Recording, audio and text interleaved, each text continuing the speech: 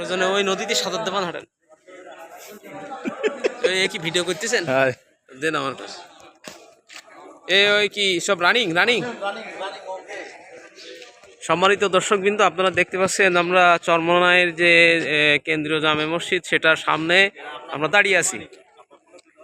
এরপর এটা যে দেখতে পাচ্ছেন এখানে হলো ছাত্রদের আল্লামা সৈয়দ ফজলুল করিম রাহমাহুল্লাহ ভবন। এখানে ছাত্ররা লেখাপড়া করেন, এখানে বোর্ডিং ভিতরে। তারপরে এই যে আমরা ঢুকলাম, ওই যে আমরা যেখানে দেখি যে হুজুরের এই মসজিদটার পিছনেই হচ্ছে হুজুরের বাসভবন। কিছুক্ষণ আগেই আমাদের থেকে হুজুর বিদায় নিলেন, আমাদেরকে এখানে আপ্যায়ন করার জন্য তিনি ওয়েট করতে বলছেন। আমরা পিছনে দেখতে পাচ্ছি, আপনারা যে পুরো মাঠটা দেখতে পাচ্ছেন, এই মাঠটায় প্রতি বছর এখানেই জলসা হয়। আর আমরা যেটা চরমোনাই হুজুরের যে প্রতীক, আমরা হাত পাকা, এই যে সামনের যে ভবনটা, এই ভবনটার মাথার উপরেই হলো হাত পাকা। এই যে আপনারা দেখতে পাচ্ছেন যে হাত পাকা দেখলেন, এখানে আছে যে একটা ভবন, এবং এই ফটক দিয়েই মূলত আমাদেরকে ঢুকতে হয়েছিল।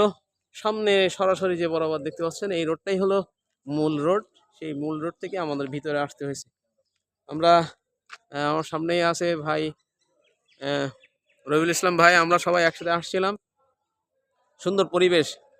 আমরা এরকম সফর যদি না দিতাম তা আমরা আসলে বুঝতে পারতাম না যে বিভিন্ন জায়গায় আল্লাহ তাআলা যে নিয়ামতগুলো রেখেছেন, তার বান্দাদেরকে আল্লাহ তাআলা এভাবেই যে স্মরণ করছেন পৃথিবীতে।